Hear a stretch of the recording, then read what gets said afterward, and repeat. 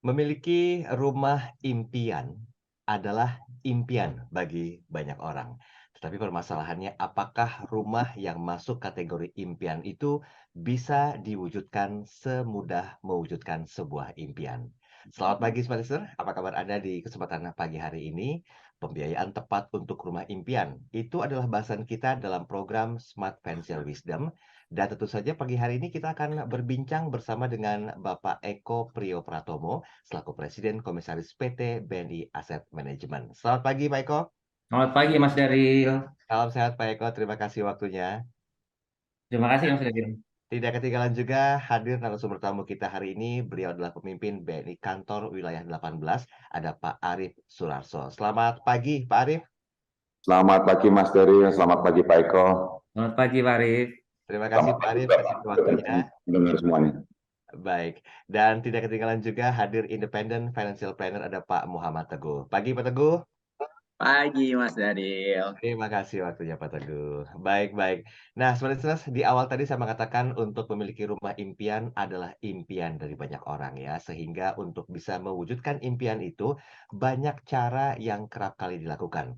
Apalagi mempertimbangkan keadaan keuangan kita. Bahkan tidak sedikit yang melakukan pinjaman. Dan esensi dari kata-kata meminjam dulu itu identik dengan sesuatu hal yang buruk. Padahal ada juga loh pinjaman yang sifatnya baik. Ya seperti yang kita bahas hari ini tentang pinjaman modal untuk usaha misalnya atau memiliki rumah. Nah, bagaimana dengan fasilitas pembiayaan untuk perumahan? Apakah ini merupakan sebuah langkah efektif untuk mewujudkan mimpi Anda memiliki hunian impian?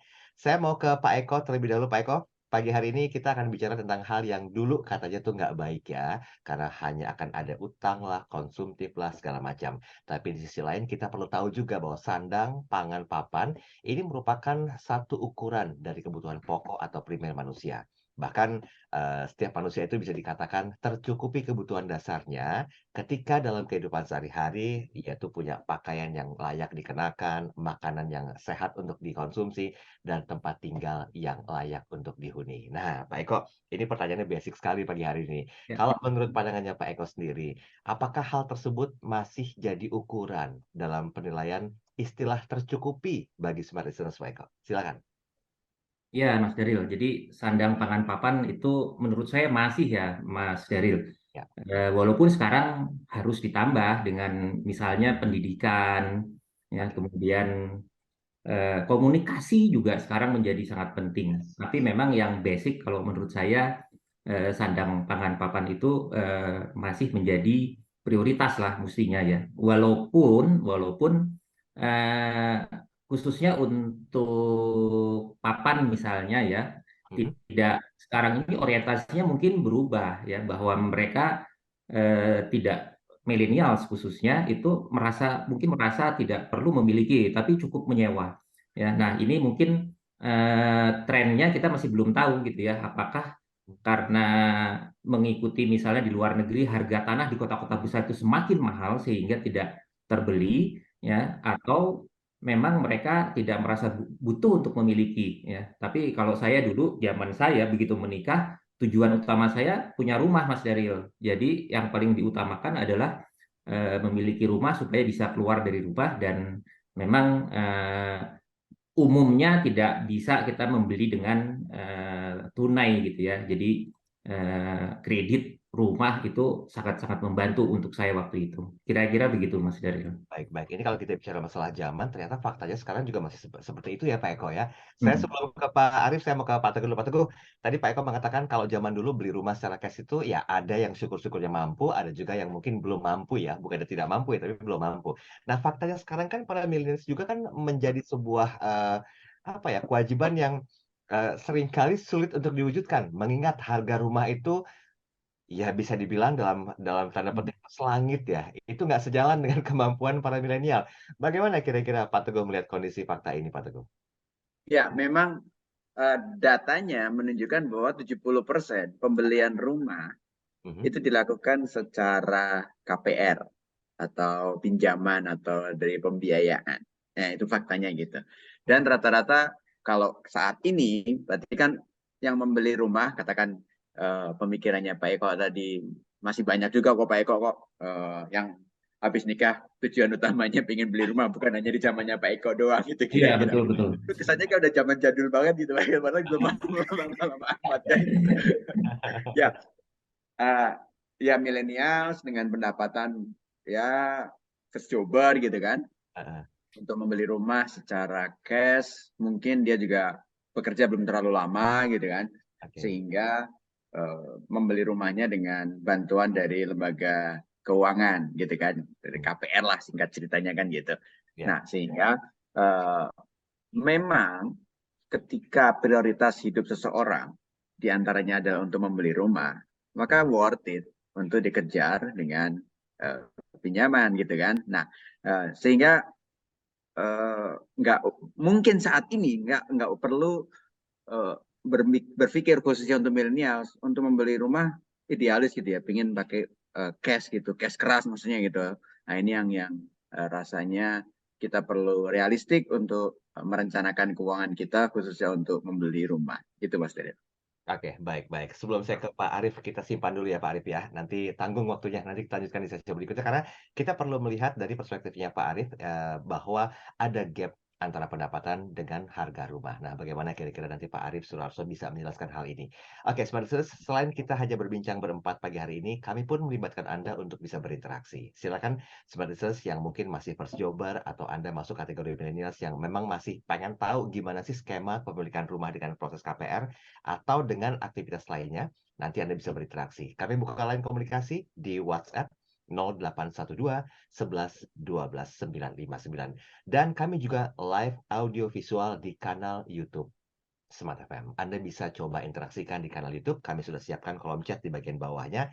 Tapi jangan lupa berkenan untuk sambil nonton, Anda like, subscribe, dan juga share. Nah, sebenarnya Anda jangan kemana-mana. Kami akan kembali setelah jeda iklan komersial berikut ini. Baik, terima kasih Anda masih bersama dengan kami dalam program Smart Financial Wisdom. Setiap orang punya kebutuhan yang harus dipenuhi, namun tidak semua orang punya cukup uang untuk mewujudkan kebutuhan ini. Ini kebutuhan yang kami kunci di 3 poin penting ya, sandang, pangan, dan juga papan. Nah, hari ini kita akan coba bahas lebih detail tentang pembiayaan tepat untuk rumah impian bersama dengan Pak Eko Priyopratomo, Presiden Komisaris PT BNI Asset Management, hadir Pak Arief Surarso, pemimpin BNI Kantor Wilayah 18, dan Pak Muhammad Teguh selaku Independent Financial Planner. Nah, saya mau ke Pak Arief Surarso. Pak Arief, tadi 2 statement menarik ya, yang ini digadang-gadang mampu memicu pembahasan kita agar lebih detail lagi. Faktanya Pak Eko mengatakan di zamannya beliau saat itu untuk beli rumah untuk hard cash tuh kayaknya agak terbilang sulit. Bahkan perspektifnya Pak Teguh menambahkan, ya nggak cuma zamannya Pak Eko juga, zaman sekarang juga begitu gitu ya. Sehingga ada satu gap yang sepertinya ini harus dibahas juga nih di sesi kedua ini. Nah, gimana kira-kira Pak Arief melihat tentang kondisi saat ini? Maksud saya gap antara pendapatan dengan harga rumah, khususnya mungkin first jobber atau para millennials yang ya pendapatannya masih so-so lah, belum bisa cukup untuk melakukan hard cash. Sedikit komentarnya Pak Arief. Ya, setuju sekali dengan apa yang disampaikan Pak Eko maupun Pak Teguh tadi ya. Jadi saat ini memang kenaikan harga rumah itu lebih tinggi dibanding pendapatan yang diperoleh masyarakat pekerja. Seiring dengan membaiknya kondisi ekonomi, harga properti di Indonesia itu tercatat mengalami kenaikan ya, Mas Dari ya, kurang lebih 4,9% dibandingkan dengan harga rumah di tahun 2021. Itu kita lihat dalam Indonesia Property Market Report kuartal 4 tahun 2022 dan juga di Property Market Outlook tahun 2023 yang mengulas mengenai pertumbuhan indeks harga dan supply sepanjang tahun 2022. Jadi memang kecepatan kenaikan properti itu lebih tinggi Mas Dari dibanding dengan pendapatan pekerja itu Mas Dari. Karena memang kalau kita melihat spanduk-spanduk developer itu ya sekarang spanduknya dipasang, Senin besok harga naik gitu ya, Pak Arief ya. Nah, ini faktanya gitu. Nah, apakah bukan berarti para millennials atau para first jobber itu punya kemampuan yang lebih sedikit untuk membeli rumah saat ini, Pak Arief? Ya, sebenarnya memang milenial kita asumsikan dengan pegawai pemula dengan jenjang karir yang masih di awal ya. Dan kadang-kadang penghasilan mereka juga masih belum setinggi dengan yang senior gitu ya. Kemampuan mereka untuk mengakses properti atau membeli rumah memang tidak seleluasa mungkin Pak Eko ataupun Pak Teguh gitu. Tetapi ternyata di market pun juga tersedia perumahan-perumahan dengan harga yang terjangkau, dan institusi pembiayaan termasuk bank itu pun juga hadir dengan skema pembiayaan yang juga terjangkau oleh mereka, Mas Daryl. Oke, baik Pak Arif, terima kasih komentarnya. Ini saya mau ke Pak Eko. Pak Eko, kalau kita bicara masalah skema pembiayaan seperti disampaikan oleh Pak Arif Suharso, ini kan mau tidak mau ya, merupakan satu jalan terbukanya pintu menuju ke Roma gitu loh. Dalam artian, ya cara ini bisa juga dilakukan gitu loh, untuk bisa membeli atau memiliki rumah impian. Nah, kita bicara masalah hutang. Kan ada dua nih ya, utang produktif dan juga utang konsumtif. Utang baik atau utang buruk. Nah, gimana Ya. kira-kira Pak Eko tentang statement ini Pak Eko? Iya, Mas Daril. Jadi di dalam perspektif financial planning, Aha. utang itu memang khusus ada di dalam satu aspek ya dalam financial planning itu adalah pengelolaan utang atau debt management. Ya, kenapa? Karena memang dalam kehidupan kita itu hampir tidak mungkin ya tadi yang disampaikan untuk membeli rumah semua orang bisa membeli cash itu nggak mungkin lah. Pasti semua akan membutuhkan utang. Dan utang juga bukan hanya untuk KPR saja. Ya, ada utang untuk beli mobil, ada utang untuk usaha, dan ada utang untuk kebutuhan konsumtif. Nah, oleh karena itu di dalam financial planning kita membagi utang menjadi dua hal, ya, dua kategori, utang baik dan utang buruk. Utang baik itu adalah utang yang tentu saja semua utang yang bisa dibayar ya. Kalau utang yang baik kemudian misalnya beli rumah tidak bisa dibayar menjadi utang yang buruk juga ya, karena kurang pengelolaan dan kurang analisa kemampuan untuk membayar utang. Tapi intinya Mas Darir, utang baik itu adalah utang yang menjadikan yang dibeli itu dengan fasilitas utang itu jadi aset Mas Darir.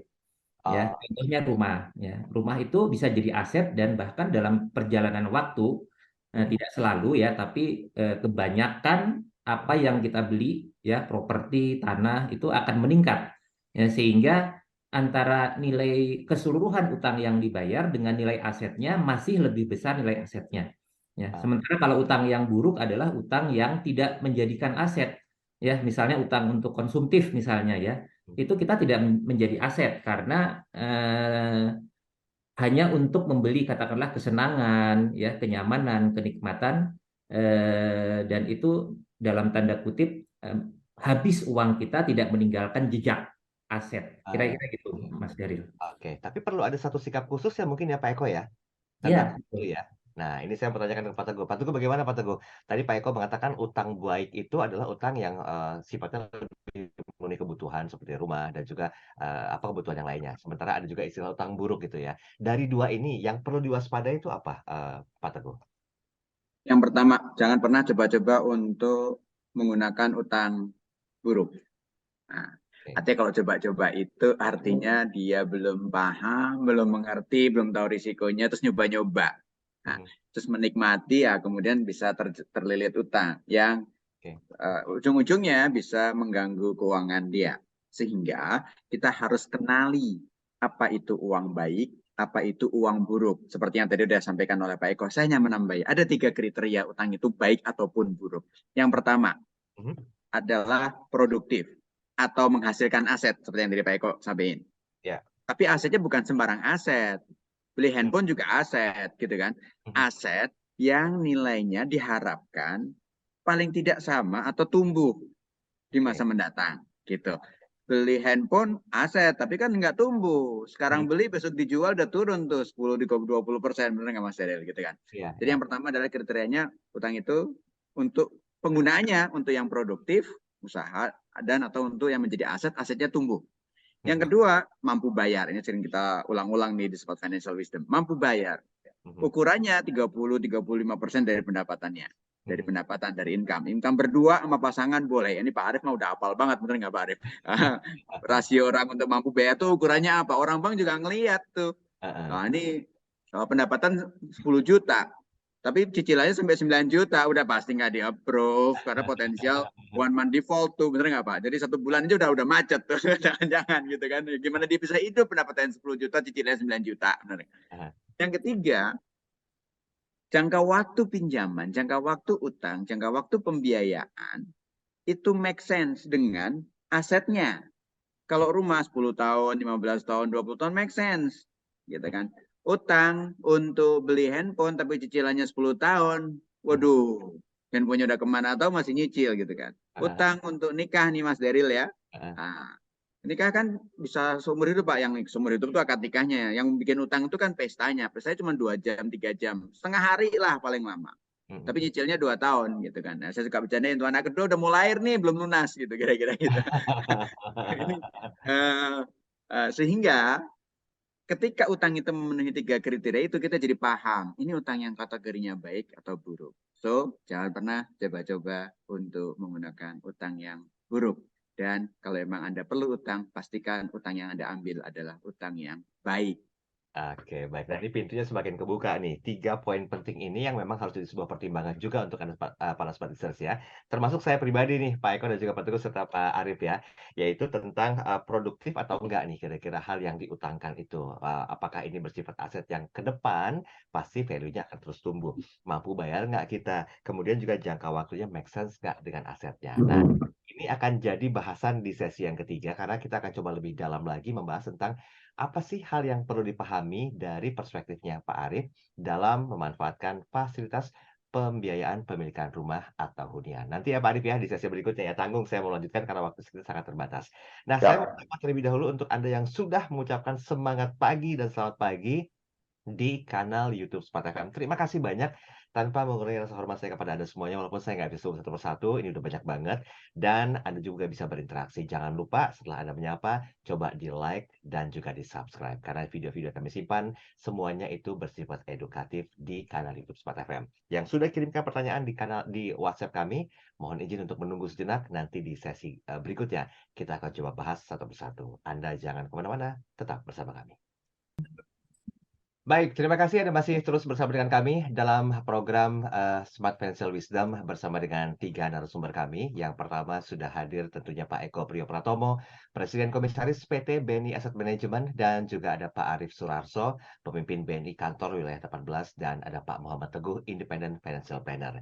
Ini pelan-pelan sudah mulai terbuka ya, detail edukasi yang berhubungan dengan pembiayaan tepat untuk rumah impian. Karena memang harus ada perhitungan-perhitungan yang sangat menyeluruh terhadap pendapatan kita, pengeluaran seperti apa, siapkah kita dengan mencicil segala macam hal yang berhubungan dengan hutang baik.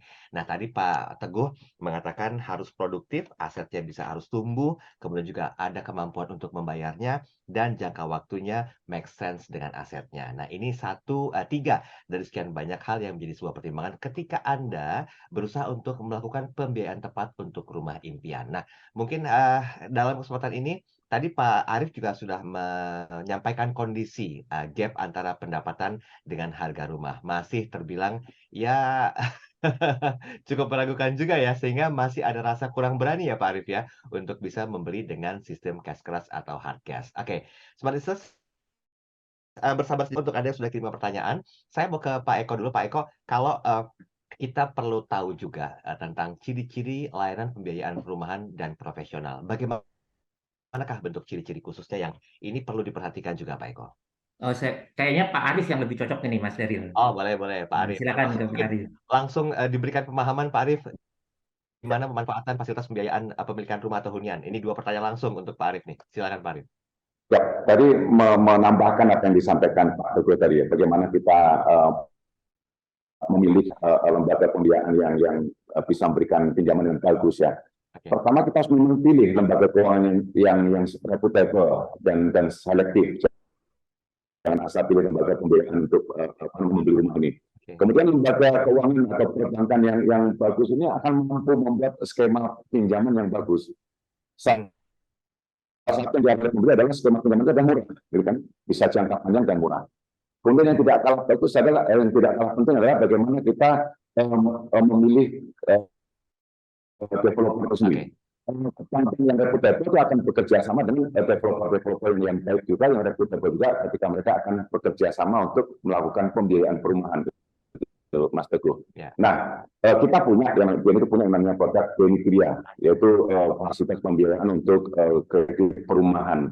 Yeah. Nah, fasilitas BNI Kriya ini memiliki kemudahan dalam pembiayaan. Itu bisa dilihat di dalam https BNI Kriya .co.id. Nah, itu kita punya beberapa skema pembelian antaranya seperti ini. Pertama, jangka waktu kita bisa sampai dengan 30 tahun. Artinya 30 tahun itu kan menjadi ringan angsurannya. PP kita juga ringan, Mas Daryl. Kemudian maksimum kredit yang bisa kita berikan juga lumayan besar, sampai dengan 20 miliar juga bisa gitu. Kalau kita di milenial kan kecil juga bisa, tapi bagi mereka yang memang pengen beli yang mahal bisa juga. Kemudian kita punya fitur-fitur angsuran yang fleksibel untuk nasabah. Nah, pengajuan kredit itu juga bisa dilakukan secara online melalui e-form BNI Gria. Selain itu kita juga bisa memilih lokasi properti yang ingin kita beli itu di mana, itu silakan, itu juga bebas. Nah, untuk fasilitas kepemilikan rumah pertama masyarakat yang punya penghasilan rendah, ini juga punya program kepemilikan rumah yang murah atau biasa disebut dengan FLPP atau fasilitas likuiditas pembiayaan perumahan dengan suku bunga tetap itu 5%. Syaratnya juga mudah ya. Jadi KPR KPP ini juga termasuk di dalamnya itu nanti dapat premi asuransi jiwa, asuransi kebakaran, asuransi kredit, dan tahun 2022 kemarin ini masuk dalam 3 besar penyalur KPP, Mas Daryl. Oh, wah, selamat ya. Baik, baik, baik. Oke, Pak Arif, kita sebentar Pak Arif. Iya. Ini mungkin kita akan coba langsung gabungkan penjabarannya karena ini ada satu pertanyaan yang masuk dari Winar. Untuk bisa KPR di BNI, itu mohon maaf Pak, minimal gajinya berapa ya? Mungkin boleh langsung kita sambung dengan syarat pembiayaan pemilikan rumah. Kalau dari BNI itu seperti apa kira-kira conditionnya Pak Arif? Iya, terima kasih. Kalau untuk BNI itu kok Mbak Wina tadi ya, kalau tinggal di Jabodetabek itu syarat penghasilan itu minimal itu 2,5 juta. Tapi kalau di luar Jabodetabek itu syarat penghasilan itu minimal 2 juta. Jadi sangat ringan. Yang penting warga negara Indonesia, umur 20 sampai dengan 55 tahun, punya penghasilan tetap, Mas Daryl. Artinya punya pekerjaan dan penghasilan tetap, pengusaha juga boleh, profesional juga boleh, dan punya NPWP pribadi. Dan kalau untuk FLPP, angsuran itu bisa 1 juta per bulan juga bisa. Itu Mas Daryl. Oke, baik, baik. Sudah terjawab ya Bapak atau Ibu Winar ya. Semoga nanti bisa mencerahkan ya. Oke, baik. Pak Teguh, kalau tadi kan sempat disampaikan ada hal yang perlu diperhatikan atau disiapkan ya sebelum mengakses atau mengambil pembiayaan rumah. Tadi pertimbangannya ya harus produktif, itu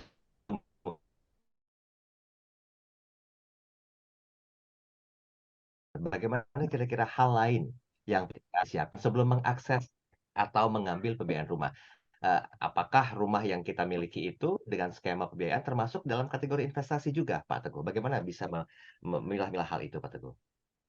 Ya, ini banyak pertanyaannya, meskipun dalam satu kalimat yang panjang yang disampaikan oleh Mas Daryl. Saya akan jawab satu persatu. Ya. Yang pertama, bagaimana atau menambahkan tadi yang juga sudah disampaikan oleh Pak Arif, bagaimana apa-apa yang harus dipikirkan, yang harus dipertimbangkan ketika akan mengambil KPR. Yang pertama, saya sangat menyarankan untuk ngambil KPR dari lembaga yang profesional, khususnya lembaga keuangan. Karena sekarang di masyarakat, di pasar, banyak yang memberikan layanan untuk mendapatkan rumah dengan pola cicilan, bukan dari lembaga keuangan. Atau lebih tepatnya lagi, bukan dari suatu lembaga yang bonafit.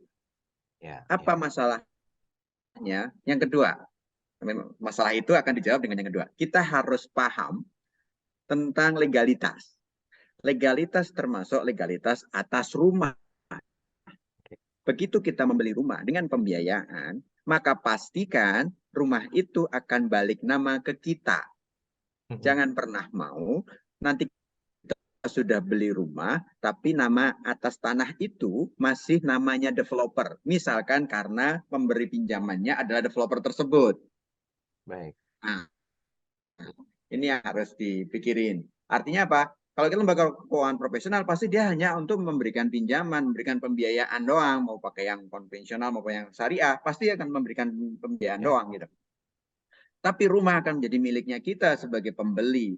Karena kalau rumah nggak atas nama kita, itu bahaya. Kita udah bayar angsuran, cicilan, tapi ternyata rumahnya masih atas nama orang lain, masih atas nama si developer misalkan gitu. Nah, kecuali kalau proses pecah sertifikat atau apa, itu biasanya proses. Dan biasanya lembaga keuangan kayak perbankan, itu akan sangat selektif untuk kerjasama dengan developer yang kalau belum pecah nggak mau, atau hanya kepada developer yang profesional juga, yang bonafide juga. Gitu. Yang berikutnya adalah pastikan, udah tahu nih lembaga keuangan, udah apa, pastikan lembaga keuangan tersebut ketika urusan administrasinya atau untuk lembaga keuangan yang terbiasa memiliki produk KPR. Karena ini berkaitan sama apa, penyimpanan jaminan, penyimpanan sertifikat kita, gitu. Dan berkaitan sama itu juga, yang keempatnya adalah cari tahu secara detail biaya-biaya apa aja yang harus dibayarkan, baik di awal maupun selama cicilan maupun di akhirnya. Nah ini harus nih, ini berapa nanti kalau udah lunas kayak gimana, kalau mau melunasin dipercepat kayak gimana skemanya gitu ya. Nah, siapa tahu ada dapat rezeki gitu kan, dapat bonus banyak gitu, dapat ini gitu, naik promosinya cepat. Ah udahlah, pengen dilunasin cepat. Itu kan pilihan. Nah, kalau pilihan itu bagaimana skemanya? Karena apa? Jangan sampai kita udah deal, ternyata kita untuk bayar DP-nya kurang, biaya administrasi nggak dipertimbangkan, karena biaya pajaknya nggak tahu gitu kan. Yang ada udah KPR untuk biaya-biaya di awal, ngutang pula. Ah, ini utang produktif, utang baik, dicampur dengan utang buruk takutnya. Karena utang yang harusnya pakai kartu kredit misalkan gitu ya, yang bunganya tinggi, atau pinjaman yang ilegal gitu atau apa ya, pakai pinjol, wah ini bisa bahaya. Utang yang baik bisa terganggu karena pola kita mengambil pinjaman bukan hanya dari utang yang baik aja, tapi juga ngambil dari utang yang buruk. Nah, ini bisa berbahaya juga. Ujung-ujungnya, yang tadi berkaitan sama yang 3 kriteria tadi, kita mampu bayar. Jangan sampai pikirin banget, jangan sampai kita gagal bayar. Kalau udah gagal bayar, jangan-jangan cicilan kita udah hilang, udah gitu rumah juga nggak dapet. Gitu. Itu sih Mas Deren. Baik, wah sebenarnya pertimbangannya banyak juga ya Pak Teguh ya. Jadi tidak hanya dari sisi persiapan untuk membayar DP-nya aja atau mungkin juga cicilan ke depannya, tapi hal-hal perintilan itu juga kayaknya harus tinggi di bidang itu ya Pak Teguh ya. Oke, baik-baik. Ya. Ini tanggung, saya mau lanjutkan, tapi mohon izin Pak Arief, ada satu pertanyaan yang ditujukan ke Bapak. Nanti kalau misalnya bahasnya di sesi keempat ya, atau sesi terakhir ya. Saya coba teasing dulu pertanyaannya. Pertanyaan datang dari Pak Indra di Sukabumi. Kalau saya sudah punya cicilan rumah yang sudah berjalan 10 tahun, Pak Arief, sisa tahun lagi, apakah saya bisa memindahkan bank pembiayaan ke BNI Gria?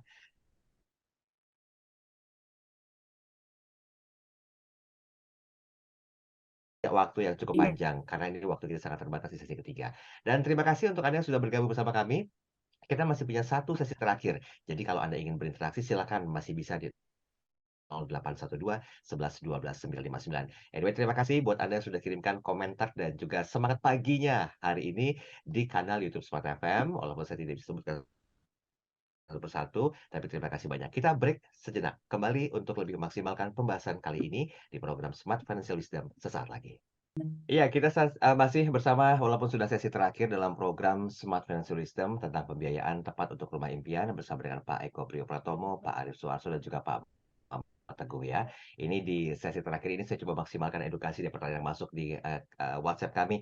Tadi Pak Arief, mohon izin saya coba ulang kembali inti pertanyaannya. Pak Indra di Sukabumi menyebut beliau punya cicilan rumah yang sudah berjalan 10 tahun dan tinggal 5 tahun lagi. Pertanyaannya, bisa nggak kira-kira memindahkan bank pembiayaannya ke BNI Gria? Dan bagaimana kalau ingin punya cicilan rumah yang kedua? Silakan Pak Arief, bagaimana solusinya? Terima kasih Pak Indra Sukabumi ya. Jadi BNI Gria ini punya program itu take over, yaitu dengan tenor 10 tahun dan 15 tahun ya Mas Daru ya. Dan ini kita memberikan fix rate itu berjenjang. Tahun pertama, kedua, ketiga, dan keempat, kelima, dan ketujuh, kemudian tahun ke-8 dan tahun sampai dengan 20 tahun juga bisa, tahun ke-10 juga bisa. Nah, untuk tahun pertama dan kedua itu hanya 3,76% per tahun. Untuk tahun ketiga dan keempat itu hanya 8,76, kemudian dilanjutkan dengan 9,76 tahun ke-5, dan selanjutnya 10,76. Itu kalau kita pilih dengan tenor 10 tahun. Nah, dalam program kali ini itu biaya administrasi dan buat di sini juga murah, lagi dapat diskon. Cuma jangka waktunya berakhir sampai dengan 28 Februari. Jadi cepat-cepat. Nah, manfaat dari fixed rate tadi apa? Teman-teman itu bisa melakukan financial planning dengan bagus karena dari tahun ke tahun dia udah tahu bakal kena bunga berapa, angsurannya berapa, jadi nggak perlu khawatir Mas Dario, termasuk Mas Indra tadi ya, dengan program BNI Gria Take Over tadi. Silakan diajukan di Sukabumi ada cabang kita di BNI Sukabumi, itu teman-teman bisa ngitung nanti. Oh, tahun pertama kedua nanti saya akan masuk ke sekian, ketiga keempat sekian, dan seterusnya. Jadi kita nggak akan miss. Dan bunga itu tidak akan berubah, Mas Dari. Gitu. Oke, jadi bunganya tidak akan berubah, tetapi kalau ingin coba pindah ke BNI Geria, silakan langsung menghubungi ke kantor cabang BNI terdekat di Ya, betul. ya. Programnya sampai 28 Februari saja. Oh, wah, masih cukup waktu Ya. ya untuk Pak Indra Sukabumi memberikan kontribusi terhadap pemilikan rumahnya. Baik, baik. Terima kasih Pak Arif penjelasannya. Nanti di menit-menit terakhir mohon izin tipsnya ya Pak Arif ya. Karena tips punya rumah lewat skema pembiayaan ini harus disampaikan juga nih Pak Arif. Nah, sementara saya mau ke Pak Eko dulu. Pak Eko, kalau Ya. bicara soal bunga Pak Eko, honestly itu kalau beli rumah dengan skema pembiayaan itu kan tenornya panjang banget. Jadi kita perlu konsisten ya supaya tidak ada kredit macet. Nah, bagaimana nilai bunga yang dikenakan Pak Eko? Tadi sempat disinggung oleh Pak Arif tentang kata-kata bunga ini. Ya, kalau dalam pinjaman kan selalu ada bunga ya, Mas Daril, dan yang harus diperhatikan tuh memang ketika kita bicara tentang KPR itu jangka waktunya kan cukup panjang. Ya, jarang ada yang 10 tahun, biasanya di atas 10 tahun, 15, 20 tahun gitu ya. Jadi memang kita harus memastikan bahwa kita bisa shopping around gitu ya untuk melihat membandingkan antara satu bank dengan bank yang lainnya. Dan memang dalam perhitungan bunga juga ada dua sebetulnya yang harus kita tahu ya. Ada yang bunga fix dan mengambang ya, dan ada yang efektif, dan satu lagi mungkin nanti Pak Arif bisa jelaskan yang kita harus paham cara perhitungan masing-masing metode yang diterapkan oleh masing-masing bank, Mas Daril ya. Jadi pertama kita tahu ya besarnya bunga, cara perhitungannya, dan kalau perlu kita juga bisa menghitung sampai akhir masa cicilan itu berapa sih total bunga yang dibebankan kepada kita, sehingga kita juga bisa memperkirakan bahwa harga rumah itu nantinya memang lebih besar dari apa yang sudah kita bayarkan. Nah, sebetulnya yang lebih penting Mas Daril selain kita mengetahui tentang bunga, itu KPR itu kan ada down payment-nya Mas Daril. Ya, ini mungkin kita belum sempat bahas nih. Ya. Nah, down payment-nya ini sebaiknya kita melakukan investasi. Ya, jadi sebelum kita memiliki KPR, kita sudah harus memenuhi misalnya down payment-nya kalau tidak salah sekitar 20% ya mungkin Pak Arif ya. Nah, itu yang harus dipenuhi dulu nih. Ya. Kalau bisa kita memastikan bahwa kita memiliki untuk down payment-nya itu memang cash Mas Daril. Tapi untuk cash itu kita bisa menunggulah misalnya 1 tahun atau 2 tahun untuk bisa memenuhi down payment, karena makin besar down payment maka biaya bunga ya, besarnya kredit dan biaya bunga juga akan menjadi lebih kecil. Kira-kira begitu Mas. Oke, baik. Pak Teguh, silakan kalau Ya, menambahkan. tadi saya ingin menambahkan shopping around. Jangan segen-segen untuk membandingkan antara satu bank sama bank yang lain ya, Pak Arif ya. Saya pikir kalau emang kompetitif pasti kita akan pede juga untuk jualan ternyata. Jadi jangan segen sama orang bank mah juga jualan juga. Jadi kita shopping around, cari tahu. Pertama itu. Yang kedua, supaya shopping around-nya itu mantap gitu kira-kira gitu. Kita harus pahami perhitungan bunganya seperti apa. Sebagai awam paling gampang nih ya.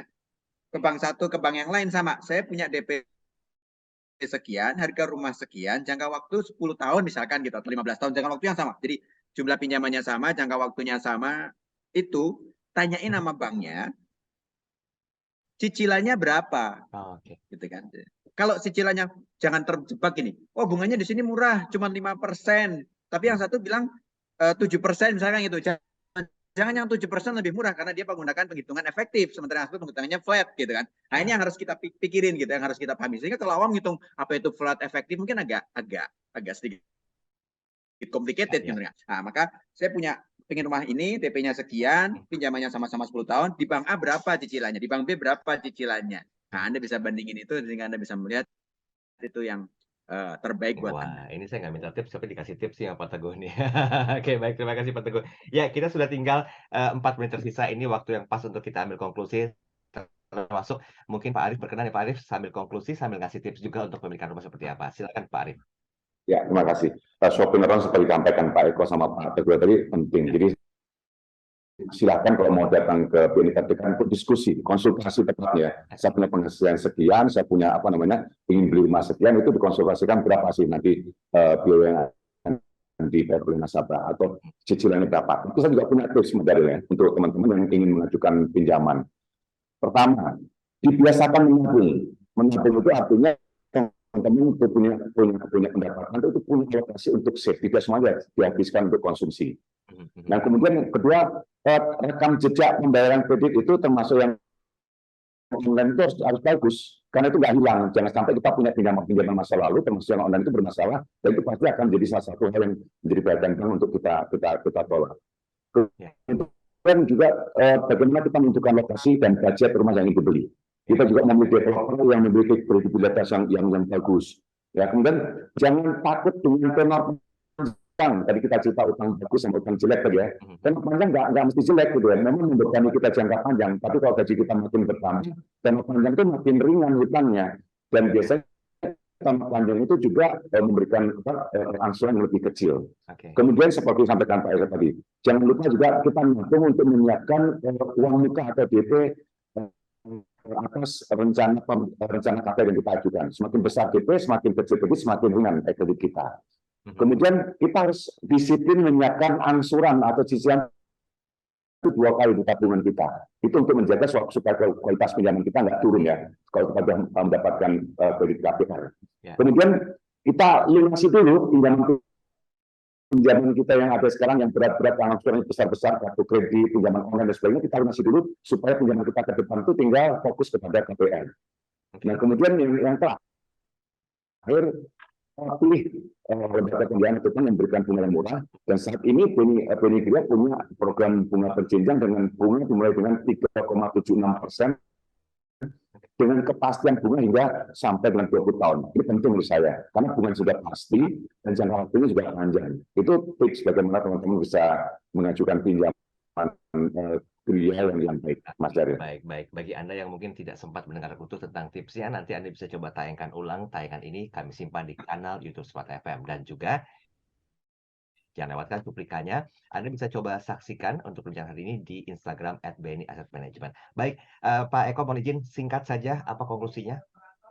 Ya, Mas Daryl, saya sangat menyarankan ya, mungkin walaupun berbeda generasi, ya buat mereka yang baru menikah, first jobber, ya itu keluar dari rumah itu adalah berhijrah, Mas Daryl. Ya, jadi apalagi mereka yang baru menikah itu sangat menurut saya kurang sehat untuk tinggal bersama orang tua. Ya, jadi dengan kita melakukan hijrah keluar rumah, kita bisa membangun kemandirian, dan untuk bisa memiliki aset pertama, itu rumah menjadi aset yang sangat berharga. Kalau kita tidak bisa membeli dengan cash, maka KPR menjadi pilihan yang terbaik. Kira-kira begitu, Mas Daryl. Baik, terima kasih Pak Eko. Pak Teguh, 30 detik saja konklusinya. Apa yang mau disampaikan? Ya, rencanakan kalau memang ingin punya rumah. Jangan asal pengen rumah gede tapi nggak mau nabung, nggak mau investasi untuk nyiapin DP-nya, nggak mau cari tahu. Ini jadi angan-angan terus. Jadi persiapkan, cari ilmunya, terus habis itu cari rumahnya dan cari lembaga pembiayaannya. Oke, baiklah. Kenapa nggak di BNI Asset Management aja ya, untuk mudah dengan skema-skema yang terjangkau. Baik, Pak Arif Sularso, salam hormat untuk semua tim dan juga Bapak pastinya terima kasih edukasinya pagi hari ini. Pak Eko, terima kasih banyak. Pak Teguh, terima kasih banyak. Insya Allah pekan depan kita ketemu lagi ya. Smart Listeners, video ini kami simpan rapi di kanal YouTube Smart FM Timeless Edition. Anda bisa saksikan kapanpun, dimanapun. Jangan lupa untuk like, share, dan subscribe. Dan juga cuplikan untuk tayangan hari ini Anda juga bisa lihat langsung di Instagram @BNI Asset Management. Jangan lupa di follow Instagramnya. Kita ketemu lagi pekan depan dengan tema dan bahasa yang berbeda. Saya Daryl Adam. Saya Eko Pratomo. Saya Muhammad Arif Sularso. Smart Financial Wisdom. Smart way to happiness. Terima kasih Pak Arif. Thank you Pak Arif. Baru saja menyimak Smart Financial Wisdom, membangun literasi dan inklusi keuangan masyarakat Indonesia, sama Eko Priyo Pratomo, Presiden Komisaris BNI Asset Management, serta Muhammad Teguh, Independent Financial Planner, Financial Expert, Halovina, dan tim. Smart Financial Wisdom, Smart Way to Happiness, didukung oleh BNI Asset Management. Better Future, Invest Now.